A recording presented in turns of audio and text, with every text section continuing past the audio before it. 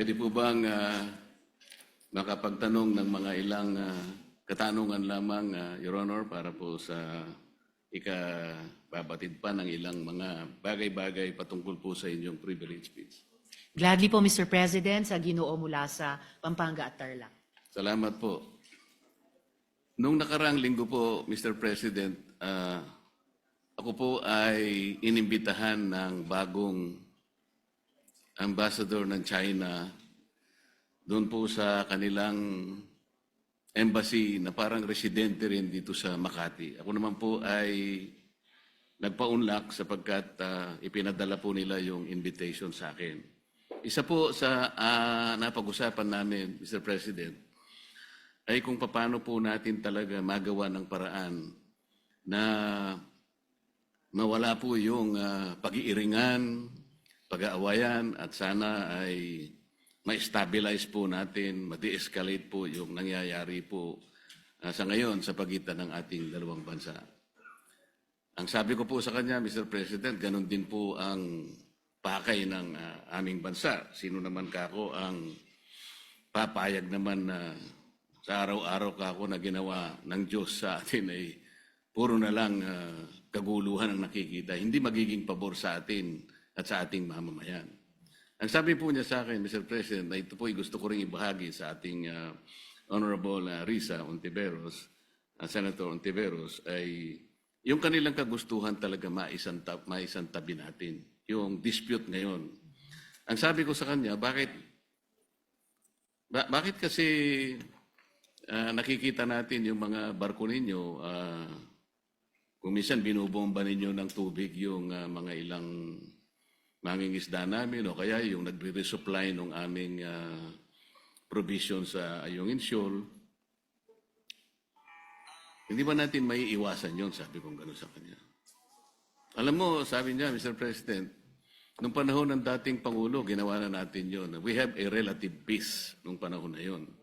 Ang problema sa ngayon ay, maski ikaw, makikita mo naman, binanggit niya po yung nangyari sa ginawa yata ng spokesman o spokesperson ng Coast Guard. At ng Task Force West Philippine Sea. O yun po, na Mabuting Ginoo. sana naman ay pakaiwasan din natin yung gano'n sapagkat kung negative naman yung nakikita rin namin, hindi na naman po pwedeng hindi naman kami sumagot sapagkat ang ginawa naman nila ay they depicted our president in a very negative manner. 3 cartoons yun na siyempre Pangulo namin yun, hindi naman pwedeng hindi namin sansalain o sabihin man lang sa inyong pamahalaan, huwag naman ganito. Siguro, ang itatanong ko po sa inyo, Your Honor, si Ginoong Tariela po ba ang ating opisyal na tagapagsalita kung pag-uusapan ay ang relasyon ng ating bansa sa ibang mga bansa, particular na yung China? Salamat, Mr. President, at sa mabuting Ginoo mula sa Pampanga at Tarlac. Sa pagkakaalam ko po, Mr. President, si Commodore Tariela ay spokesperson ng Task Force West Philippine Sea na binuo po batay sa polisiya ng buong gobyerno natin ng whole of government approach sa ganitong kahalagang usapin ng foreign policy. At dala po niya yung updated na dokumentasyon ng ating mga kung may positibo at unfortunately mas maraming negatibong mga engagements ng gobyerno ng China sa ating karagatan, lalo na yung paghaharas po sa mga barko at mga ibang vessels ng Philippine Navy at Philippine Coast Guard, yung pagkait po sa ating mga mangingisda ng access sa kanilang kabuhayan sa traditional na fishing grounds natin, yung pag-iinteres din po nila sa ating mga gas and oil reserves sa ilalim ng ating karagatan. At sa lahat po, so far, nang nasaksihan ko pong mga pananalita ni Commodore Tariela, batid ko po ang kanilang paguyod talaga sa pambansang interes ng ating bansa. Partikular dun sa incident na tinanong ng good gentleman mula sa Pampanga at Tarlac, nagsasalita si Commodore Tariela sa isang forum, sa isa sa mga kolehiyo sa ating mga pamantasan at ipinakita niya kung paano kumikilos ang gobyerno ng China led by the Chinese Communist Party at kanilang kasalukuyang presidente. Kung pagpapakita lamang po ng visuals para gawing mas dramatic o graphic para sa mga estudyante, aba po, matagal na pong nanguna ang gobyerno ng China sa ating bansa at sa ating gobyerno, pati po sa iba't ibang mga opisyal ng ating gobyerno. For at least 1 decade, Mr. President, ang mga opisyal na pahayagan ng gobyerno ng China ay nagpapakita ng mga visuals din, and overwhelmingly derogatory po ang kanilang mga ipinapakita. Nilalarawan ang presidente ng Pilipinas bilang isang megaphone lamang ng ibang bansa, dinodrawing na parang marionettes lang ang ating bansa at ating mga Navy at Coast Guard vessels ng interes ng iba pang dayuhang bansa.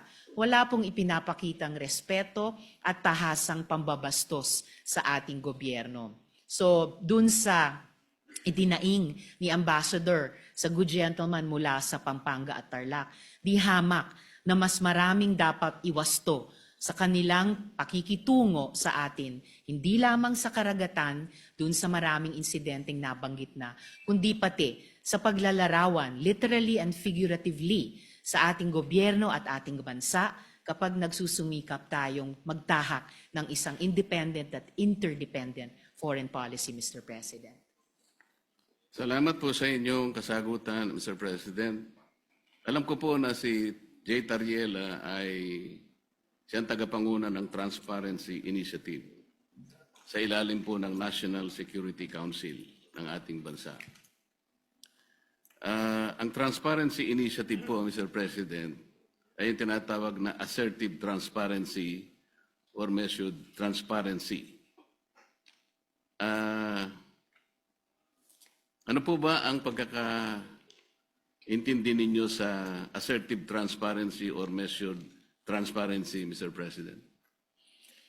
Sa pagkaintindi ko po, Mr. President, ang assertive transparency ay ibig sabihin, isa sa publiko lahat ng mga importanteng engagement sa pagitan ng ating bansa at iba pang mga bansa, lalo na sa loob ng ating teritoryo. At particular dito, sa ating dynamic sa gobyerno ng China, ibig sabihin ay hindi magiging mahiyain ang ating gobyerno upang sabihin kapag nga may ganyang mga insidente tulad ng nagbunga ng pagkaputol ng daliri ng isang uniformed personnel natin, yung pansamantalang pagbulag at pagdinig sa ating mga personnel dahil gumagamit ng high-frequency radar o mga laser lights. At pati po yung, gaya ng nabanggit na rin ng good gentleman mula sa Tarlac at Pampanga, yung pagkait na makaresupply tayo ng maayos sa ating mga personnel sa mga lugar sa loob ng ating karagatan at teritoryo. Na hindi tayo o hindi ang gobyerno magiging mahiyain sabihin ito sa ating publiko at pati sa regional at international community. Bilang mga bagay na lubos na ikinababahala at nais-iwasto ng ating gobyerno, whether ang lehislatura o ang executive, Mr. President. Ang inyo pong binanggit, Mr. President, ay napapaloob dun sa definition ng assertive transparency. Ngunit kung inyo pong isasaalang-alang, Mr. President, yung assertive transparency, ito po yung merong strategic objective na sa bawat balita na ating isa sa publiko o ipapaalam sa ating mga kababayan, ay kinakailangan meron tayong kaparaanan para sa ganon ay matiyak natin na ang ating paglalahad o pagbibigay ng impormasyon sa publiko ay hindi magiging cause ng panic o kaya ay maaring ma-misinterpret ng publiko. Ibig sabihin, meron pong kaakibat na responsibilidad na maiwasan natin ang hindi pagkakaunawaan. Kasi pag nagkaroon po ng misinterpretation, lalo pong lalala ang isang maliit na problema. Yun nga ang nangyayari po sa atin ngayon, Mr. President, papalaki ng papalaki. Siguro kung pakakaiwasan pa natin yung mga bagay-bagay, lalong-lalo na sa pagsasalita ni spokesperson Tariela, imbes na po siguro papaliit ang ating problema, baka lalong lumalaki. May kasabihan po kasi tayo, Mr. President, na ang pagkakamali ay hindi may tutuwid ng isa pang pagkakamali. Maaring sabihin natin, may mali ang China. Ngunit, kung halimbawa sa kanyang paghahayag ng mga bagay-bagay na maaring malaman ng publiko tungkol sa mga inaakala nating pagkakamali o ginagawa nilang mali sa West Philippine Sea, siguro yun ay paalam natin sa paraan na hindi tayo makakagawa siguro ng lalo pang mas malaking pagkakamali na katulad po ng ginawa niya. Kailangan po bang gumamit pa siya ng mga cartoon caricatures para ipakita niya ang Pangulo ng China sa isang negative at isang nakakahiyang mga pamamaraan. Alam po ninyo, Mr. President, dito sa ating tinatawag na West Philippine Sea na kinukuwenta nga nila yan, ito'y halos equivalent ng ating exclusive economic zone.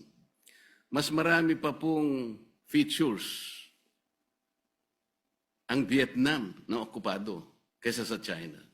Meron din pong features na nasa loob ng ating West Philippine Sea na ngayon ay sinakop o occupied ng Malaysia. Tinanong nga ako ng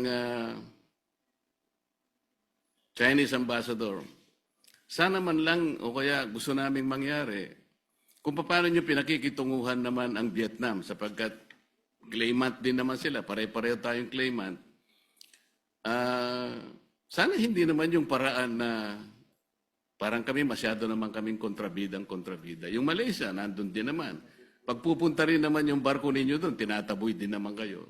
Totoo naman po yun, Mr. President. So, sa ganito pong mga sitwasyon, kaya ko po naitanong kanina, Mr. President, kung si Ginoong Tariela ang pinaka-spokesperson ng ating bansa, kung pinag-uusapan ay foreign relations. Kasi po, ito po, sa sarili po niyang statement, doon sa kanyang panel discussion organized by Strat-based ADR Institute, ganito po yung sinasabi nila, Mr. President. Not every event in the West Philippine Sea is openly released to the public. The info must first go through the Information Working Group. Ito po ay kinabibilangan ng mga sumusunod, Mr. President. DND, AFP, DFA, DOJ, National Security Council, at saka yung PCG, yung Philippine Coast Guard. Ito po yung National Task Force sa West Philippine Sea. Kapag ka po yung IWG, ito po yung, ay na-process na po yung information at nagkaroon ng desisyon na i-release, tsaka lamang po i-release. Ibig sabihin po nito, talagang pinakaiingatan din natin na kahit paano ay makagawa tayo ng diplomatic kings or whatever. Ganun po dapat sana ang magpakaingat sana sila. Lalong-lalo na nga po ay meron na nga tayong problema. Karaniwan po kasi sa mga bansa na merong ganitong disputes. Kagaya po ng sinasaad po ng ating Book 4, Title 2, Chapter 1 ng ating Executive Order 292, Mr. President. Ito po yung tinatawag nating Administrative Code of the Philippines. Pagka pinag-uusapan po ay foreign relations talaga,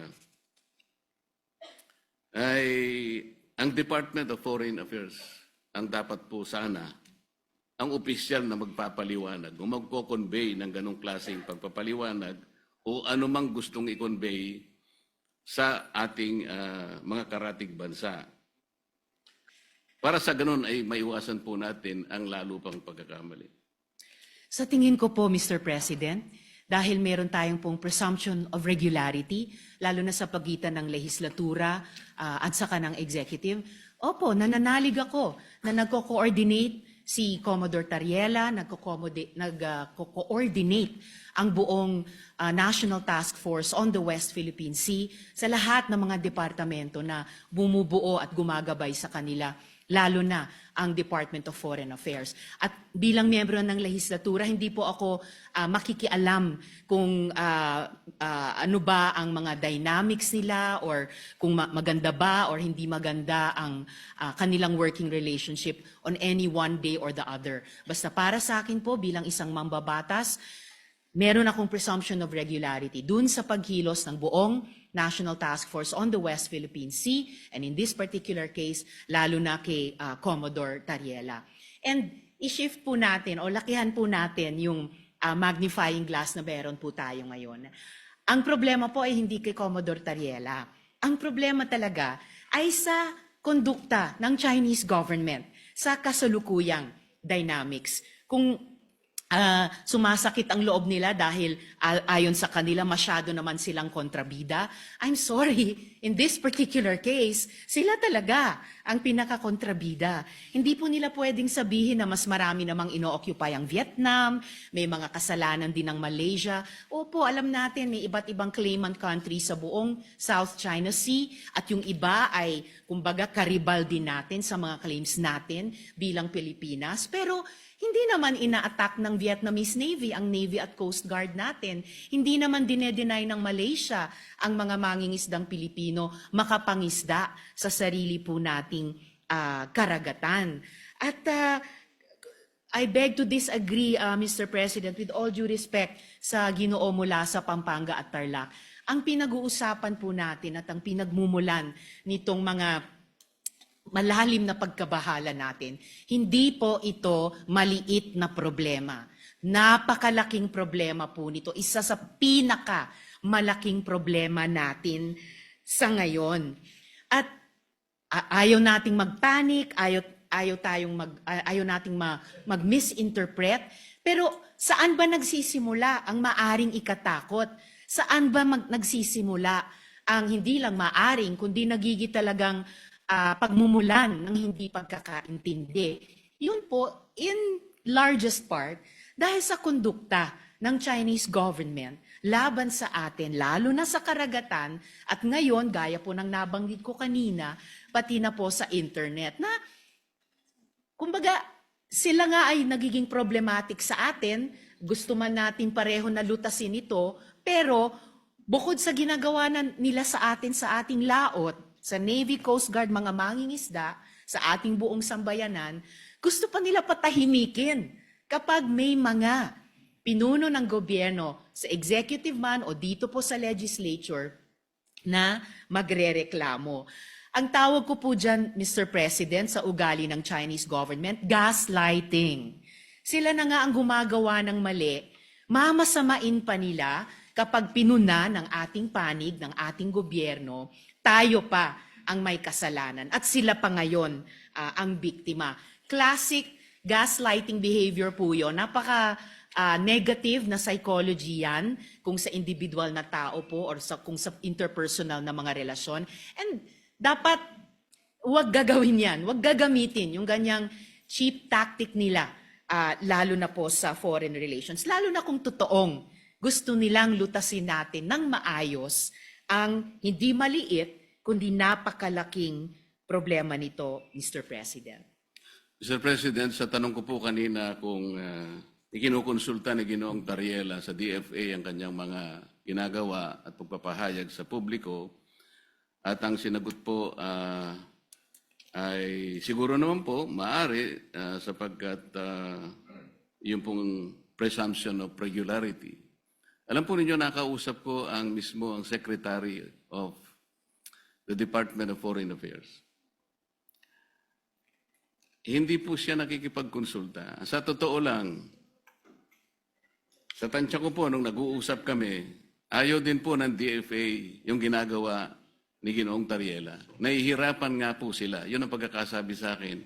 Dahil imbes na makatulong sa kanilang gawain at sa kanilang responsibilidad na panatilihin natin yung gawin ba nating kahit na medyo mahirap.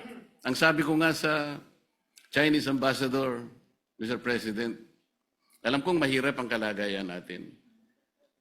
Pero kung papayag ka na ikaw baka ako naniniwala na pwede tayo magsimula na Ang lahat ng isipin natin, lahat ng gawin natin ay mga bagay na pwede nating pagkaintindihan. Pwede tayong magkasundo. Doon tayo mauna. Iyon ba naniniwala ka? Naniniwala po sila, Mr. President. Kapag nagsimula tayo sa mga bagay na pwede nating pagkasunduan, halimbawa, sabi ko, yun na lamang ka akong mga isda. Alam ko, ako, ang isda.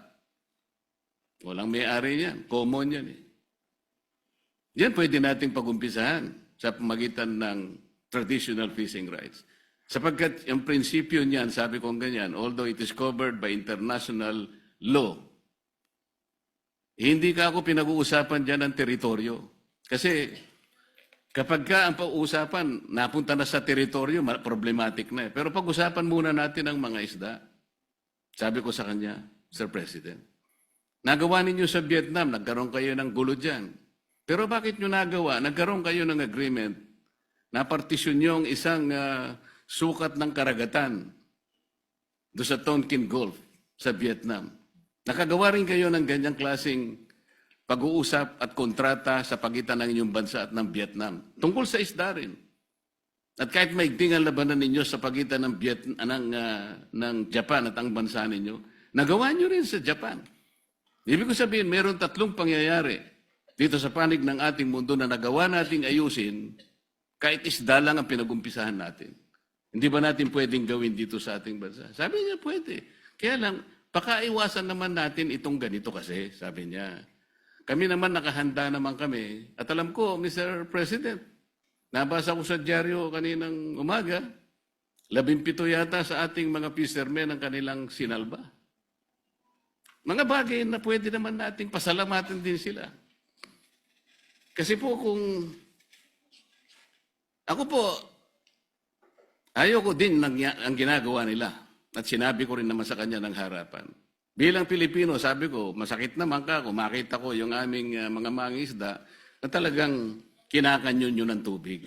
Naintindihan naman namin yun, sabi niya. Kaya ang gusto namin, makagawa tayo ng mapagumpisahan natin. Ngayon, kung halimbawa si Commodore Tariela, habang nag-uusap tayo, nagpapakita ng ganitong mga memes at saka yung mga caricatures na negatibo, Mr. President, hindi po nakakatulong eh. So ano po ba yung ating moving forward? Wala na ba tayong gagawin kundi puro patutsadahan na lang? Hindi po makakabuti sa pagitan ng dalawang bansa natin. Kaya lang naman po ako tumayo para imungkahi ang ilang bagay-bagay sana na makakatulong. Maaring mahirap po sa umpisa. Ang imumungkahi ko nga po sana, Mr. President, kung meron po tayong panahon sa ating mga committee hearings, imbitahan po natin ang Coast Guard, ang Department of Foreign Affairs, at kung sino po ang may kinalaman dito sa West Philippine Sea, o kung tawagin po natin ay Exclusive Economic Zone, sa pagitan ng napaloob po sa South China Sea. Para po yung komplikasyon po dito na napakarami, kasi yung batas po natin at yung ating administrative issuance na nangyari sa mga nakarang araw at yung mga ginawa nating batas kamakailan lang, hindi ko nagkakamali, 2024, hindi po consistent talaga eh. Lilitaw po, meron tayong mga bansa, meron po tayong mga features na inoccupy natin. Labas po sa ating exclusive economic zone. Ipakikita po natin yun. Kasi kung wala tayong masusing pag-aaral, nababanggit ko nga po kung minsan, Mr. President, hanggang ngayon, wala po talagang malinaw na coordinates kung ano ba talaga ang pinaka-area ng ating West Philippine Sea o Exclusive Economic Zone. Siguro magsimula po tayo doon kasi yung iba, misinformation na po yung lumalabas eh. Napaka-komplikado po nito kung pag-uusapan po natin yung mga features na yan at kung ang magiging centerpiece po ng ating foreign policy, ipag-awayin na lang natin ang mga bato sa South China Sea. Palagay ko po, nalilihis po tayo. May malaki po sigurong mga dapat pag-usapan at napakalaki ng China, napakamayaman ng ekonomiya ng bansa na pwede po natin sigurong maging siguro kakampi sa mga darating pong mga panahon kung maisasantabi po natin ang mga sigalot na namamayani sa ating bansa. Maraming salamat po, Mr. President. Maraming salamat po sa ating Senator Risa sa pagkakataong binigay po sa inyong lingkod. Salamat.